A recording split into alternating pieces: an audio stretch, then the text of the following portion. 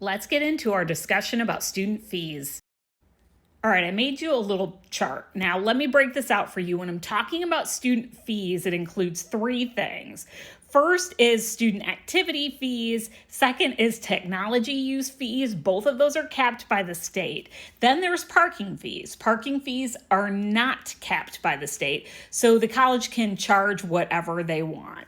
If we look at this chart, this is in order of the size of the college. At the very front is Wake Tech. It's the biggest college, 3 times larger than Cape Fear. It's in Raleigh, a pretty busy urban center.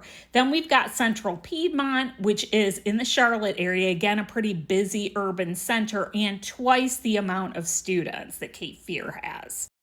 Next, looking at Guilford and then at Fayetteville, you can see those prices come way down because, again, it's not that expensive to park in those less populated areas. But then if we look at Cape Fear, that bar chart goes way up. Did you know that you're paying $150 annually to park at Cape Fear? Did you also know that when Dr. McKeithen and Dr. Lee were in charge, those parking fees were significantly less? Now, when Jim Morton came along, those fees went from $20 to $40 to now $75 per semester. And again, this is the choice of the school. So what did Jim choose to do? He decided to shake some money out of the pockets of students.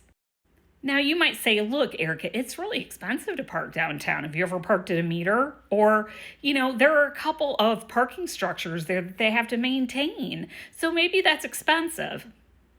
Fair enough, except for when you look at the budget that was presented last year, guess how much they had in surplus from charging you for parking?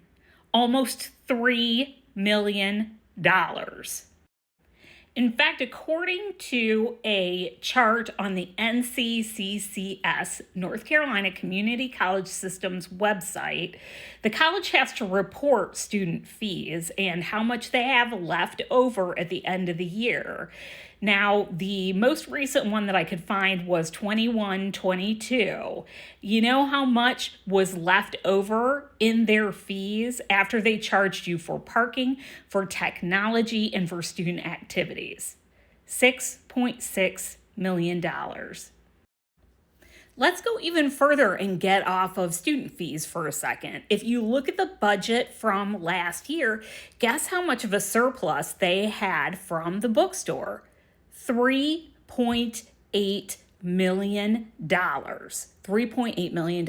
That's how much of a markup they're engaging in when you buy books from the bookstore. And I used to tell my students this all the time when I taught there. Absolutely positively, do not buy books from the bookstore if you can find them somewhere else or rent them somewhere else, because now you know how much of a markup they're looking at. The Board of Trustees was so excited to hire Jim Morton. After all, he was a businessman. He was going to get the budget straight. He was going to get everything in line. But here's the problem when you hire someone who's a businessman to run a nonprofit. All they're worried about is what the spreadsheet looks like and reporting to their stockholders. Jim sees the Board of Trustees as his stockholders.